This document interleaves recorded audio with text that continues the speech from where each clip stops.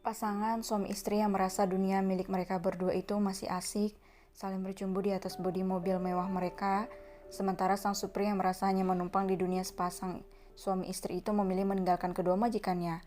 Tidak mungkin ia menyaksikan cumbuan panas tuan mudanya itu yang membuat jiwa perjaka ting-tingnya meronta.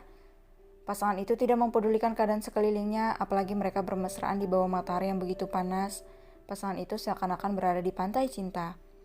Dari jauh beberapa mobil mendekat ke arah mereka dengan melaju kencang. Cit, mobil yang paling depan itu tiba-tiba mengerem tiba-tiba. Saat netra biru terangnya menatap pemandangan yang membuatnya menganga.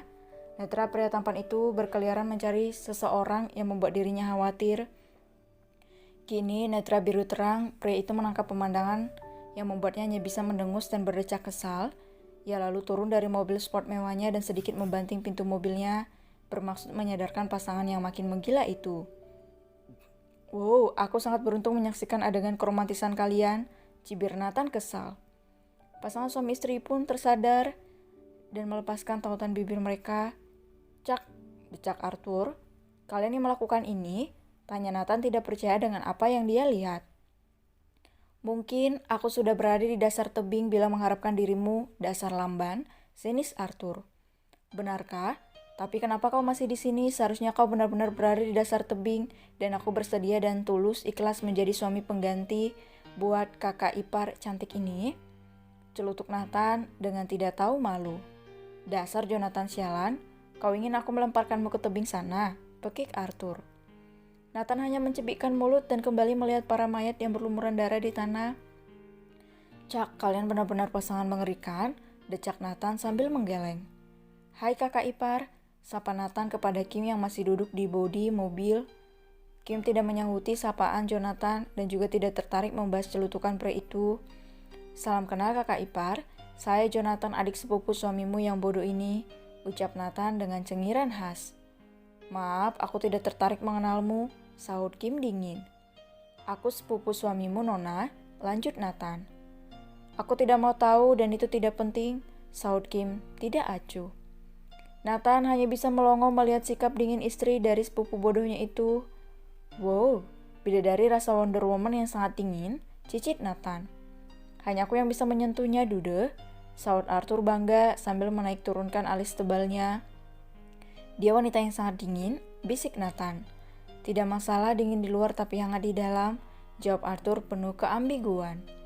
Lagi-lagi Nathan hanya bisa melongo mendengar celutukan sepupu sipitnya itu. Apa maksud pria bodoh ini? Cicit Nathan kembali. Dia kembali mengamati para korban dari pembantaian yang dilakukan sepasang suami istri itu. Kau yang melakukan ini, kakak ipar? Tanya Nathan sambil menunjuk pria yang di kepalanya tertancap sebuah belati. Home, jawab Kim cuek. Wow, kau hebat, malas Nathan dengan wajah yang sok. Apa kau ingin menguji kehebatanku? Tantang Kim dengan seringai. Glek, Nathan hanya bisa menengguk ludahnya kasar dan menggelengkan kepalanya. Dasar penakut, salah Arthur mengejek sepupunya itu. Aku bukan takut, tapi kalau aku mati bagaimana para nasib kekasihku? Sahut Nathan sendu. Kau pria penjahat kelamin juga rupanya, potong Kim menyela ucapan Nathan. Aku hanya mencari yang tepat untuk senjataku, Nona, jawab Nathan. Cak, sama saja dasar Casanova culun, sinis Kim dan masuk ke dalam mobil. Apa katanya? Aku culun. Pekik Nathan tidak terima perkataan Kim. Yang dikatakan istriku benar, kau adalah Casanova culun dan kere.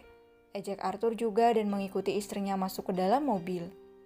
Urus mereka, buang atau bakar saja jasad mereka, dan temui aku nanti malam, perintah Arthur dan tidak mempedulikan wajah masam sepupunya.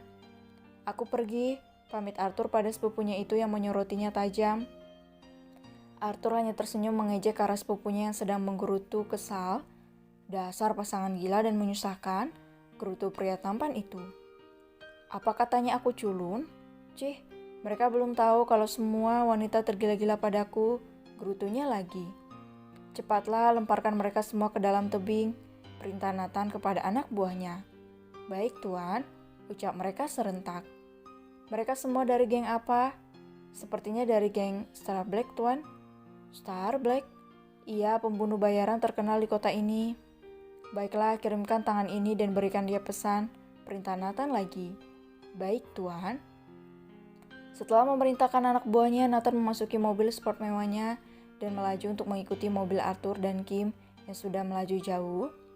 Sementara di sebuah apartemen mewah yang berada di tengah kota Los Angeles, lebih tepatnya di sebuah kamar mewah dan luas itu, kini seorang pria tinggi tegap sedang memijat pelipisnya tiba-tiba berdenyut saat mendengar kabar kalau semua rencananya gagal. Keanu hanya bisa melampiaskan amarahnya pada barang-barang yang berada di dalam kamarnya atas kegagalan rencananya yang akan menculik Kim. Pria itu melupakan siapa Kim sebenarnya. Dia masih berpikir Kim dan Arthur adalah pasangan yang lemah dan mudah dikalahkan. Pria itu kini sedang berpikir cara apa lagi yang akan ia lakukan untuk membuat Kim menjadi miliknya. Obsesinya dan rasa ingin memiliki seorang Kimberly makin menjadi saat begitu sulitnya ia mendapat seorang Kimberly. Dia merasa harga dirinya dipermalukan dan tentu saja dia tidak akan menerimanya semudah itu. Rasa ingin memiliki itu makin menjadi sampai sekarang. Keanu yakin suatu saat dia akan memiliki Kim dan menjerat wanita itu dalam kehidupannya selamanya. Setelah mendapatkan Kim, dia akan menjadikan wanita itu budak nafsunya dan juga mainannya. Manik Keanu menajam ke arah foto Kim tergantung indah di atas dinding kamarnya. Ia akan menjadikan foto Kim sebagai pembangkit gairahnya, dan itu berhasil setiap ia membayangkan Kim berada di bawah kungkungannya, maka gairahnya akan bangkit dan begitu juga burung unta miliknya. Akan tetapi bila ia melakukan kepada wanita bayaran, maka perjuangannya untuk membangunkan sang burung unta akan menjadi sia-sia. "Kimberly like Hugo, kau adalah milikku sayang. Hanya kaulah yang bisa membuatku bergairah lagi dan aku bersumpah akan menjadikanmu boneka mainanku. Aku akan melenyapkan suami bodohmu itu, baby, agar aku bisa menjadikanmu permaisuri hatiku." Haha. Keanu begitu tertekan atas kegagalannya mendapatkan apa yang ia inginkan itu. Dia hanya bisa mengamuk dan meracaukan nama Kimberly. "Kalian baru pulang?" sapa Mommy Gabriela yang membuat pasangan suami istri itu bergeming di tempatnya saat sang Mommy mengejutkan mereka. Niat hati ingin memasuki mansion dengan diam-diam agar sang Mommy tidak melihat penampilan mereka yang begitu kacau. Mereka masih terdiam di depan tangga sambil membelakangi nyonya besar di mansion ini. "Hei, kenapa kalian diam? Katakan kalian dari mana?" tanya Mommy lagi yang mengerutkan keningnya ketika kedua pasangan itu hanya terdiam. Mommy yang penasaran pun ingin membalikkan tubuh tinggi putranya, tapi sebuah suara menggelegar mengurungkan niatnya. "Mommy," panggil seorang pria yang begitu Mommy kenali. "Mommy, I'm coming," teriak pria itu lagi. Mommy pun keluar mendekati suara yang mengganggu pendengarannya. Kim dan Arthur secara bersamaan mengintip ke belakang, dan mereka menghela napas lega bersamaan juga. Mereka berdua pun segera berlari menaiki tangga.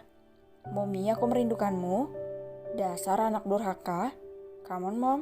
Aku baru datang dan kau sudah membuat telingaku sakit." "Kau dari mana saja baru menemui Mommy?" "Sibuk menjelajahi pegunungan kembar, Mom." "Jonathan?" "Yes, Mom." "Dasar anak kurang dihajar." "No, Mom, aku kurang dibelai." "Jonathan?"